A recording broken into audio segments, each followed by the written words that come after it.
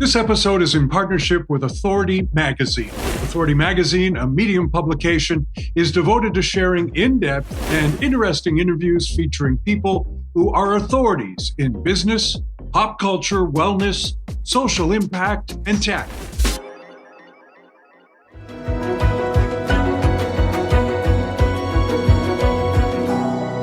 People take many different paths when it comes to serving others, and today's guest, Scott Curran, is no different. As a young ambitious Chicago lawyer, Scott soon found his way to philanthropy, eventually working with the Clinton Foundation. He's now assisting others worldwide to develop their own strategies. But as well, we'll hear I have a little secret up my sleeve about something else Scott has done that is also truly amazing. Well, Scott Curran, welcome to Believe in People. Thanks for having me. I couldn't be more excited to be with you, and it's nice to see you again, Kevin. Listen, I guess I want to first start out by saying, is there a world of serving others that I am not really aware of? And is it sometimes difficult to organize people in order to do that, to maximize the benefit? I started shaking my head, yes, that there's a world of serving people before I heard the rest of it, because yes, it's all around us all the time. 24/7, 365, if we can look through the right lens. And I don't think this is just my well-caffeinated enthusiasm. I think it is based on a lifetime of experience, both professionally and personally.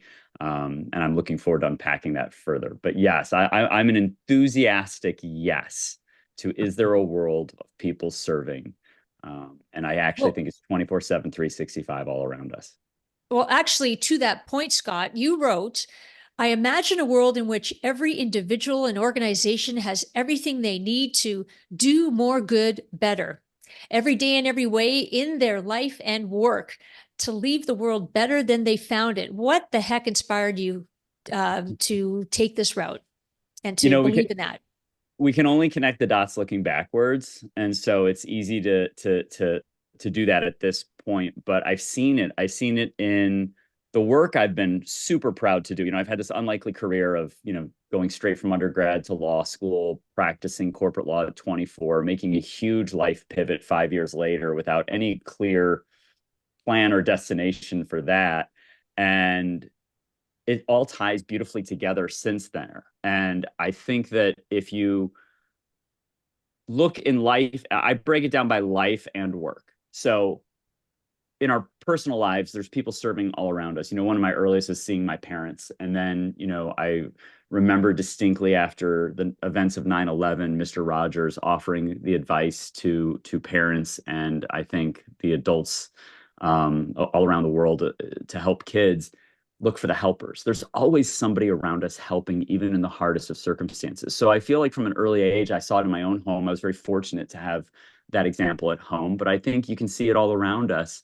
And then in my work, I can't stop finding people trying to do good, trying to help. And then those who are already doing good are trying to do more good. And those who are doing more good are trying to figure out ways to do it better. And it's this continual virtuous cycle. And I have a hard time finding any industry, any profession, any person who is not on this journey. And so as I look backwards and connect those dots, I see it everywhere. And I've seen it in my actual work and what I do day to day, for a living, but also what I have coming up next, which I have no plans to promote on this podcast, but I am working on a book. It's still probably a year or two away. I'll come back when that's done, but it's about this. It's about that everywhere we turn, if and when we're looking for it, we will find concrete, tangible examples, not only of what others are doing, but how their example can inspire us to do the same in ways that are both big and small in our life and in our work. So your organization is called Beyond Advisors?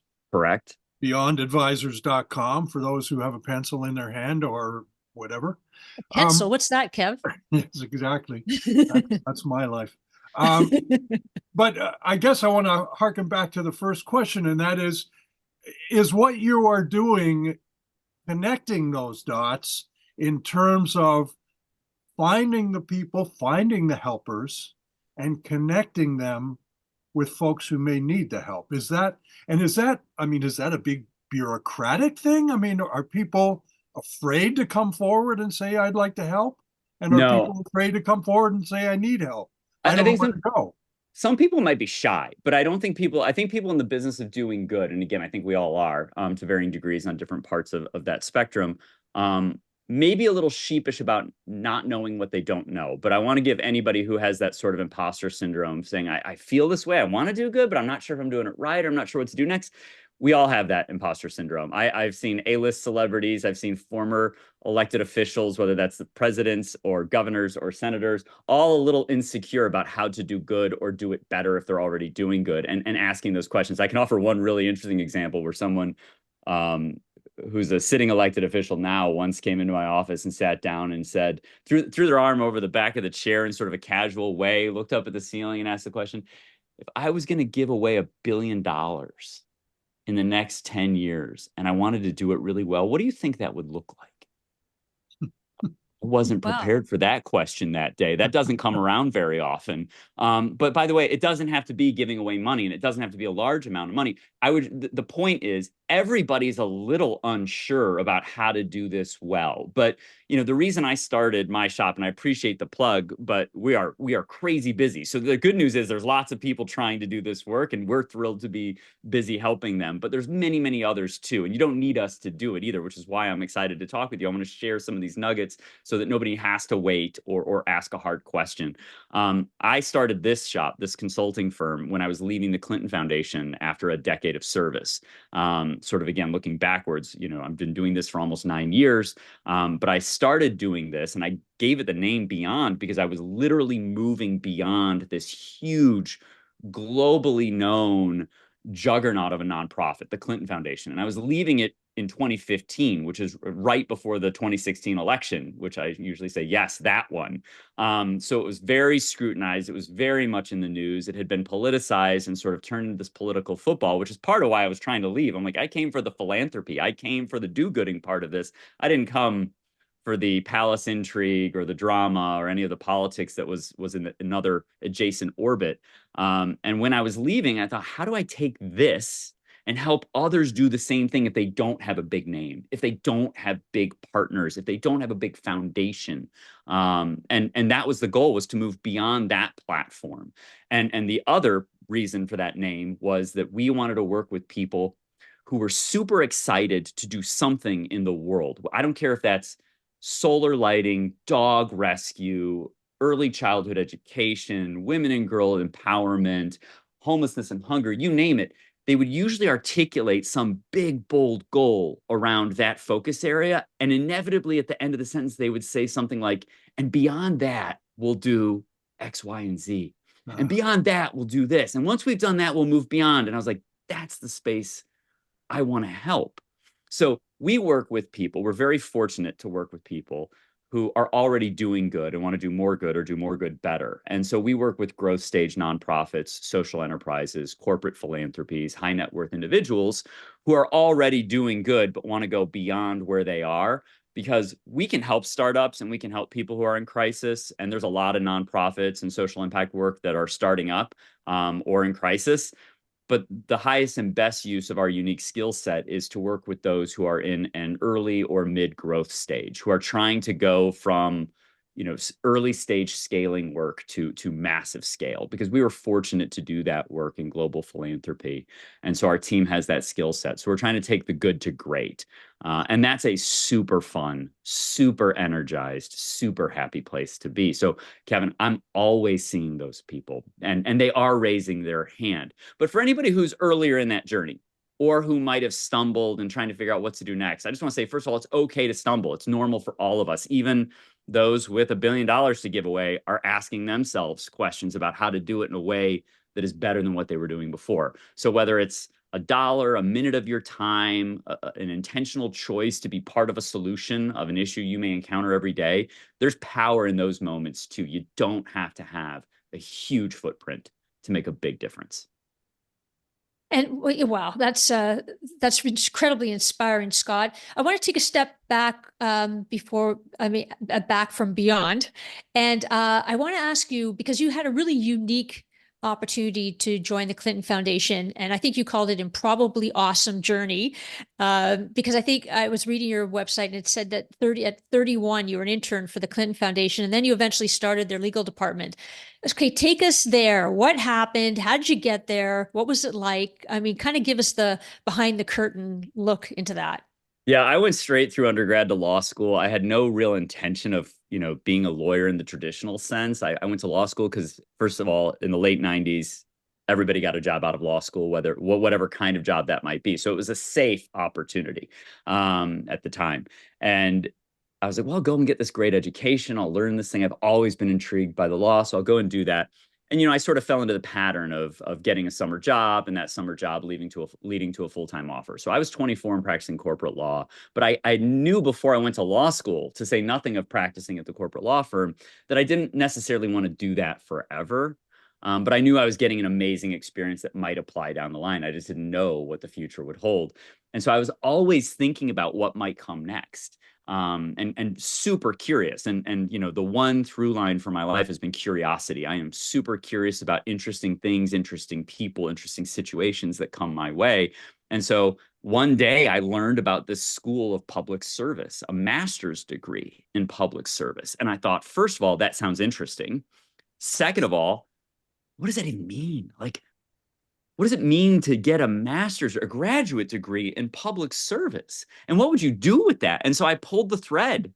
I gave it a Google, and I found that there was this brand new, that I think at the time it was the 8th presidential school. I was familiar with the Kennedy School of Government, the LBJ School, and the Bush School, but I'd never heard of this new school, this Clinton School of Public Service at the University of Arkansas in Little Rock, Arkansas. So I pulled that thread, a whole bunch of like randomly tiny little details, any one of which, if they were different, would have taken me and my life in a different direction, came together. I applied. I didn't think I'd get in. I got in. I wasn't going to go, but I went. And then I got this master. I was in the inaugural class of the University of Arkansas Clinton School of Public Service at the age of 29, 30. And part of the program was having a summer public service project, basically an internship. So here I had left a corporate law career after 5 years, kind of after applying to this school on a whim to get a grad degree, thinking worst case scenario is I go back to the law firm and practice law, having had a fun adventure for 18 months. But I went to Arkansas, had this amazing educational experience, wound up having another summer internship that led to another opportunity. And so I was a 31-year-old fifth-year corporate lawyer, but I was an intern in the Harlem offices of the brand new Clinton Foundation that was just bursting with potential and opportunity. Most of the other interns, there were like 35 of us there that summer. Most of them were, 17, 18, 19 years old. And here I was with a couple other people like me. I was with an Air Force veteran who's a Goldman Sachs veteran as well. And we were working together at a card table that was set up in our boss's office, just squirreling away and working for the summer. He's still one of my dearest friends today. He's in the C-suite at Chobani. He's having an amazing career of his own. We've come a long way. But that was how I wound up with that internship. And then that internship led to a 1-year fellowship. And during that 1-year fellowship, the then CEO of the Clinton Foundation, walked past my office, and he sort of backtracked into the doorway and he said, "Wait a minute, you're a lawyer. Could you read this and tell me what you think?" And I said, "Sure." And that was the day I say we accidentally started the legal department at the Clinton Foundation. 10 years later, I left as general counsel with a team of 16 people working in-house and about a dozen of the biggest law firms in the world supporting our work that involved 4,000 staff members and volunteers working in 40 countries and 35 US states. It was a heady time in global philanthropy, the early 2000s to 2010s. And I was just so fortunate to have had this series of happy accidents that led me to sit in this seat, and to get so much insight and so much experience working with so many amazing people. And that is what just sort of unfolded on itself. And each new opportunity led to another great one. And then when I left, I didn't want it to all disappear or evaporate. I didn't want to just go to one other philanthropy and just deposit this incredible toolkit and framework for understanding primarily philanthropic nonprofit work, but also wider cross-sector social impact work. I didn't want it to go to just one place. And so even though I had this incredible aversion to consultants, for a variety of reasons having to do with my experience at the foundation and seeing so many consultants not always live up to expectations, I nonetheless started a consulting firm and have been doing that happily for most of the past decade. That's why you Well, called advisors. Yeah, exactly. you know, the more you speak, the more questions come into my head. And I'm going to ask you three quick ones. One of them is completely off topic. What's the name of the hotel in Little Rock that had the ducks come through the lobby? The Peabody. Okay, the Peabody. Oh, There the you go. That's Peabody. yes. Oh, Anyone that's who's going, adorable. I don't think they do that anymore, though.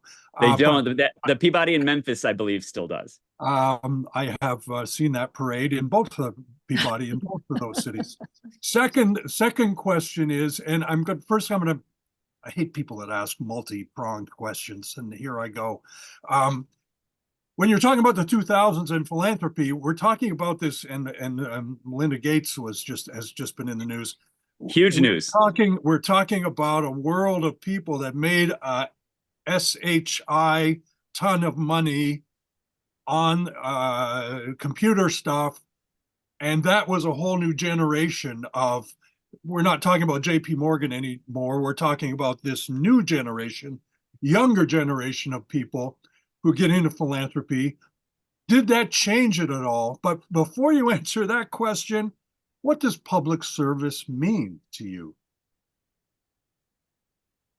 I take, it won't surprise you to know I take an extremely broad view of public service. I don't think it's exclusive to, I don't think any of us any longer believe it's exclusive to elected officials. It used to be that when people thought of public service or public servants, they would think of elected office. And I like that that was the case. And I would like to get back to thinking that when we think of elected office, we think of public service first. Sadly, I don't believe we do. I think that's sorely lacking in the national conversation. And there's Especially nothing when I you won't. when you read the newspapers, you realize that I would love to be sometimes I'm in it for evaluating. that. Yeah, from a nonpartisan, independent basis, I would say I would love to, I would love it if if all elections revolved around public service credentials, Yeah, vision, and experience, and proof. and Because proof.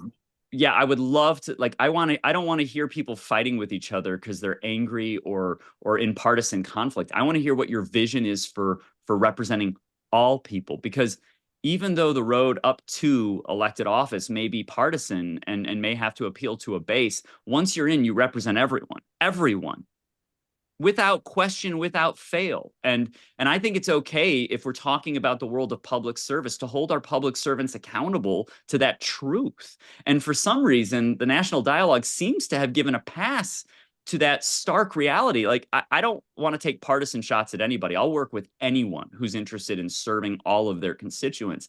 Hmm. But when I see governors of certain states go to battle with big brands or what they might sloppy and conveniently, but in my view, inappropriately label, anything, but whether it's woke or cancel or any other sort of, culture war term, that's convenient and easy to score points with a base. It's not good for service, because what about the people in your state or the communities you serve who identify with the issue you want to be in battle with a company about? Like, if you're mad at your own people, they're not going to be, and if you're angry and battling a culture war against the people in your own state, they're not going to have a lot of faith in you, and you can't be serving all people. So to me, there's some serious service failures and problems with elected office, but I don't define public service as only elected office. I think every person in every sector has a role to play in public service. And I think,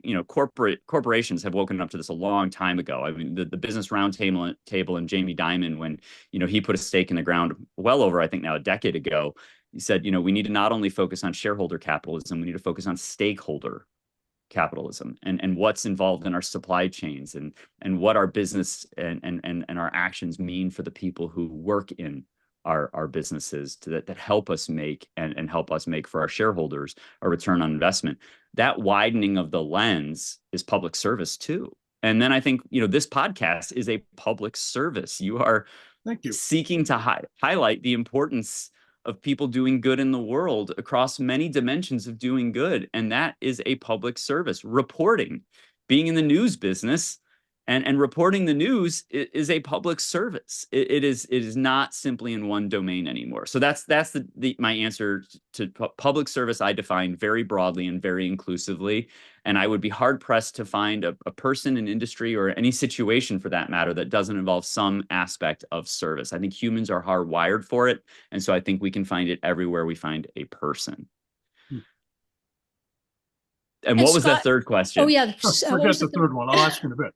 Amy, go. Oh no, I remember it. It was the rise to prominence of modern philanthropists. So Oh. yes, there were a lot of people in the early 2000s who came into extraordinary wealth through the tech boom.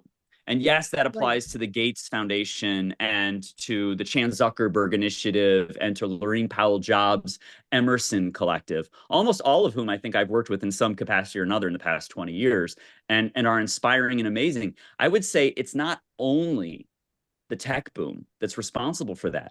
Early on in the 2000s, we saw Lance Armstrong and the Livestrong organization, which rallied incredible support, attention, awareness, and resources to cancer. And we were all wearing those yellow wristbands proudly and with deep personal connections. What I found fascinating about that new wave, that golden age of modern philanthropy, is that these were all people who rose to prominence doing something other than what they were pivoting their attention towards. So we had former elected officials who were creating boundary busting foundations, former athletes or current athletes who were creating nonprofits or foundations or partnering with other organizations who are using their platform and their profile for purpose. And yes, tech titans who are taking many of their incredible resources, whether that's their own personal financial resources or their businesses, and devoting both to doing good while doing well. And that was that decade, 2 decade,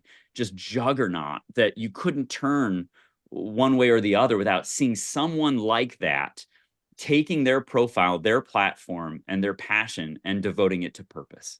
And that was an amazing time to be in the middle of that work, much less at a big name, big brand. And Scott, in the work that you do, so I'm curious because I mean, it's philanthropic. You are helping a lot of people. What frustrates you? What are the challenges? The inefficiency of some of the framework upon which it's built, and I can explain what that means with detail. There's just under 2 million nonprofits alone in the United States, and nonprofits, just by definition and by legal requirement, have to be serving a charitable purpose, a social good, right? So there's just under 2 million of those. They all start the same, they all have to operate the same, and they all end the same. It's super prescriptive. Every single one that starts has to file a form 1023 with the IRS and say, here's who we are, here's what we plan to do, this is our charitable purposes, this is how we're going to serve it. And then the IRS either stamps it, yes, good job, off you go, you're now a 501c3, congratulations, go off and do good work. And then every year they file a form 990, not a tax return because they don't pay taxes, they're tax exempt. They just file an informational return called a 990. Every single one of them does. And that's all they have to do every year.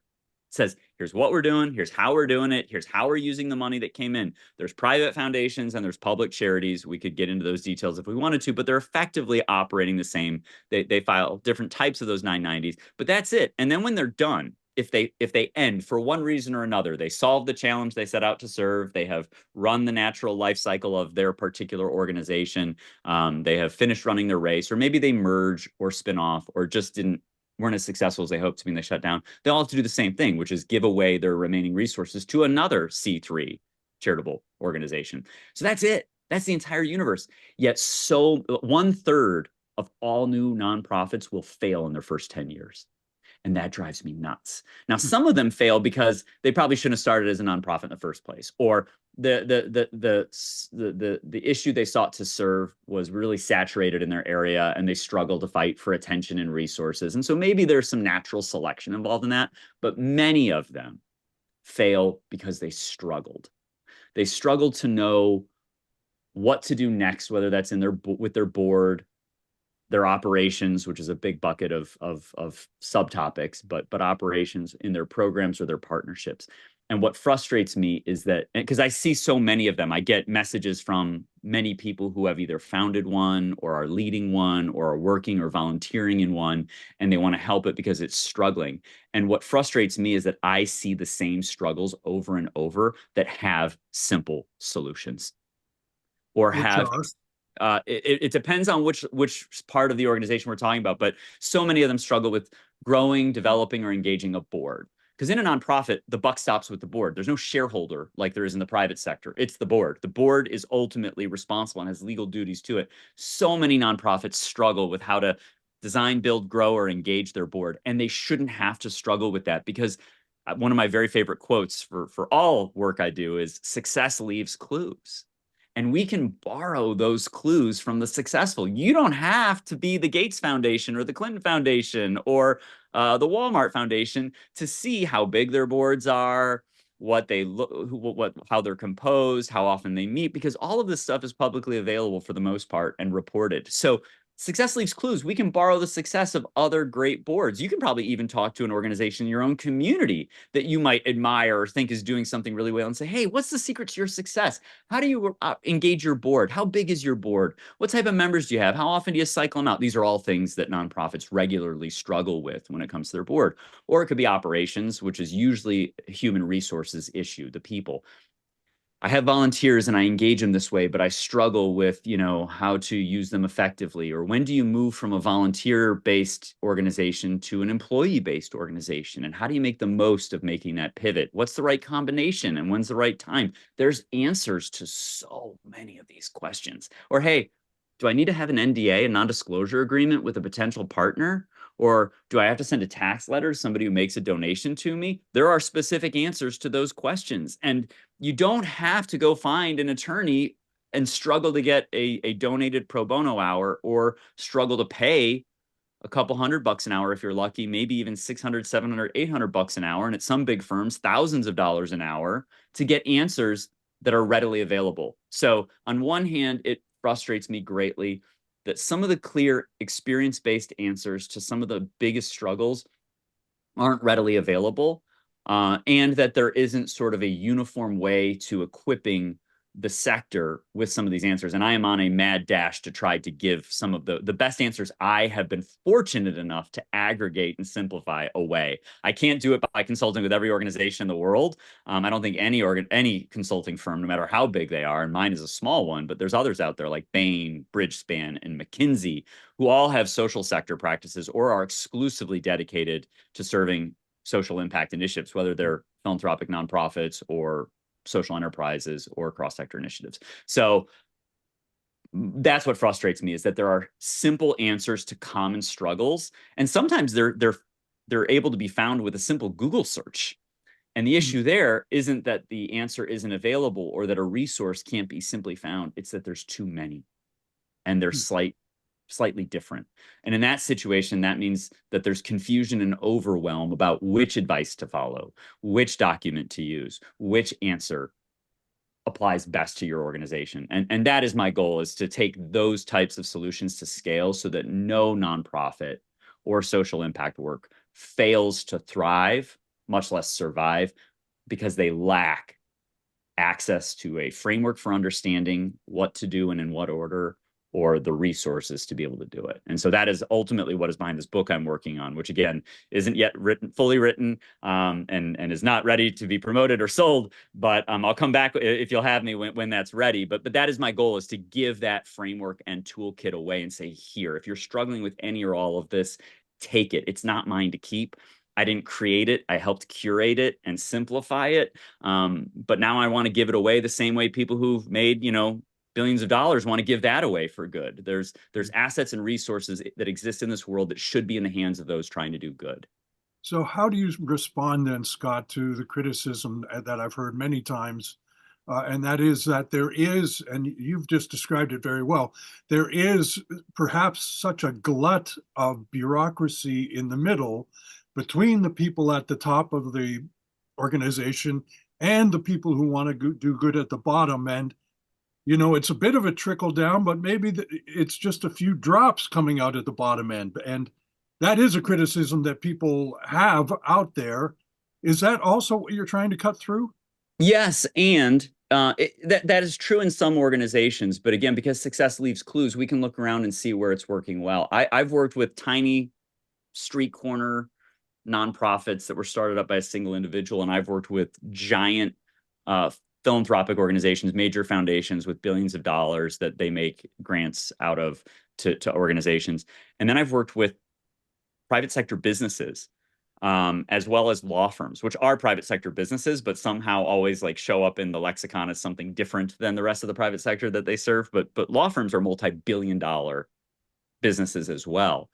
And what I have found is that if they start with this simple first step, it breaks down a lot of the barriers and bureaucracy and provides instant connection from the top to the bottom and everywhere in between, which is, what are we already doing well when it comes to doing good? What are we already doing well when it comes to doing good? And what that does is it flips the script from a sort of scarcity or negative mindset into a positive mindset that assumes we as an organization and we as individuals in and serving this organization are already doing good. Let's explore what that looks like. And I have never found one. And again, maybe it's because I serve the people who are already doing good, but I even found a law firm that's like, we know we do pro bono and we support this and we do that over there, we do this, but we actually took the extra beat and got the right people in the room and very quickly identified this incredible global social impact footprint that spanned what each of the individuals does, whether those were attorneys or non-billing staff members, whether it was geographically based offices in LA, Chicago, London, Atlanta, and what those offices were doing, what the people in those unique geographic locations were doing, whether it was in the building, whether it's recycling or service days or choosing an office building that was, eco-friendly and reducing the carbon footprint. Then, and all of that first step analysis was just what each of those individuals were doing on their own or in their locations. And then that all laddered up to what the firm was doing. And it told this story about how this firm shows up with a culture and an ethos of doing good. And then I said, oh my gosh, this is amazing. Well, great job. High five. Let's pause that one for now. Tell me how you help your clients do good. And that created an entire new lane, like a 5-lane highway. They had clients that by their design were doing good in the world, businesses that show up to solve a serious problem facing humanity on its own. And then others that maybe have a bad rap on the other end of the spectrum, right? Energy companies, oil companies, etc., that were doing all kinds of amazing and innovative good. This was just a single law firm, a big bureaucratic, multi-billion-dollar organization, international footprint, lots of offices. We're so big, we're so diverse. How could we possibly have a single, approach to doing good? All these little threads got tied together and created what we called their impact footprint. So you can easily look at, a multi-billion-dollar business, whether it's a law firm or a consumer goods company or any other, and be like, wow, they're so big, they're so bureaucratic. I see their shiny PDF. Isn't that just marketing? Isn't that just greenwashing? And those things are all real questions, and they're fair to ask and even better to answer. But what they do is they open the door to an analysis of what we're already doing well.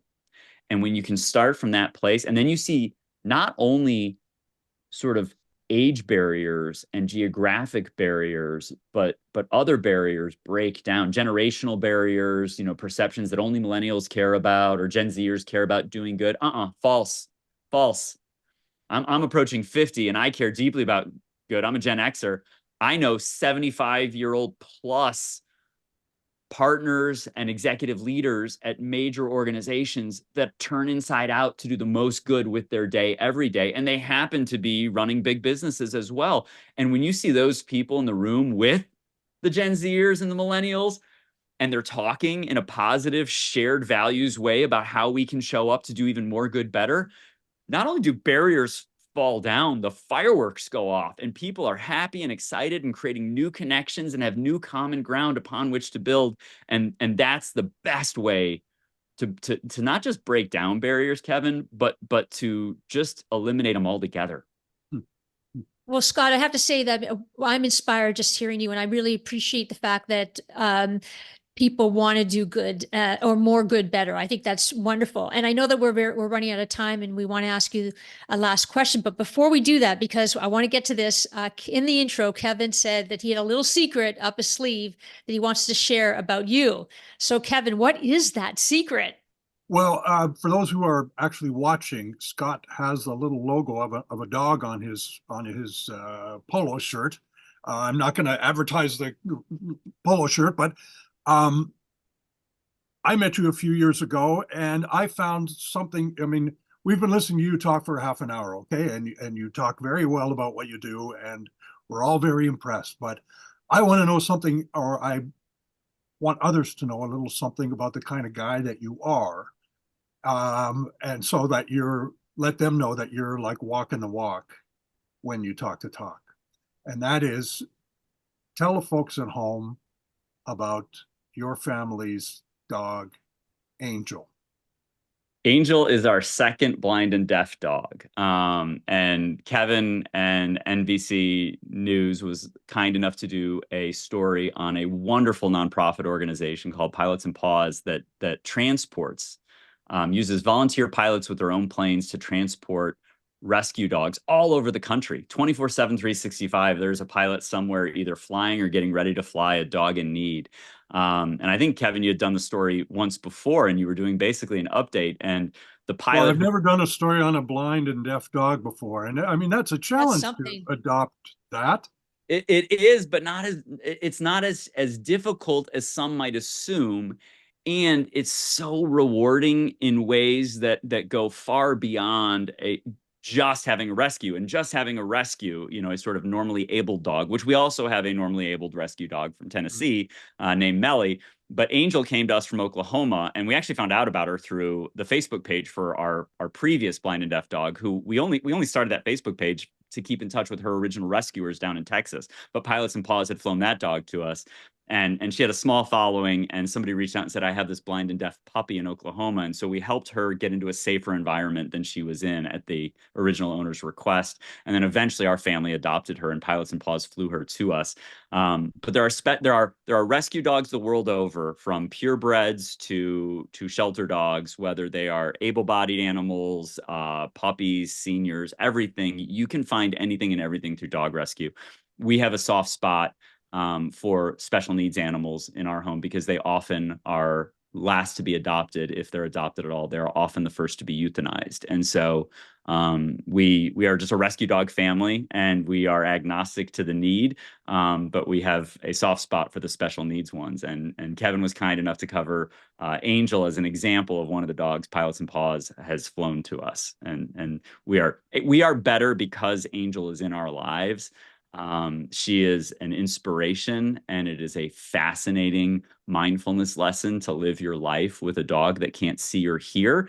And so I often think this is every time I'm with Angel, and she's incredibly able-bodied. She takes herself in and out all on her own. She has every step memorized.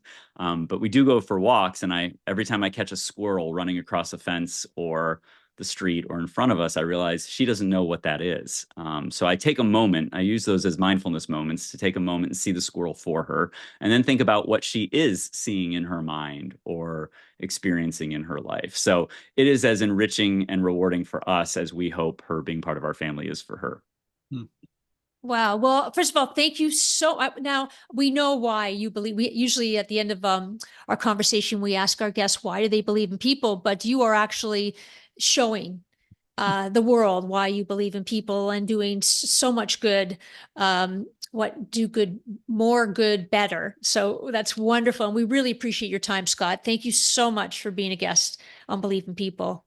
It's my pleasure. And thank you for believing in people enough to do this podcast and to open up this kind of conversation so that not only people get to tell their story and hopefully provide some clues for success to others, but to remind everyone that it's okay to want to believe in each other. And in fact, I think it's the most important thing any of us can do. So thank you for your leadership and for this podcast. Thank you, Thanks, Scott. Scott. Kevin, thank you for sharing this secret, because it really, what it does, it reinforces what Scott believes in. He, as you said, he walks the talk, and it's walks the walk and talks the talk. And I think that that's what's so empowering and important about Scott. Well, and just before we go, I just like to say that he reiterates over and over again that you don't have to be a big ginormous corporation or a big ginormous public figure.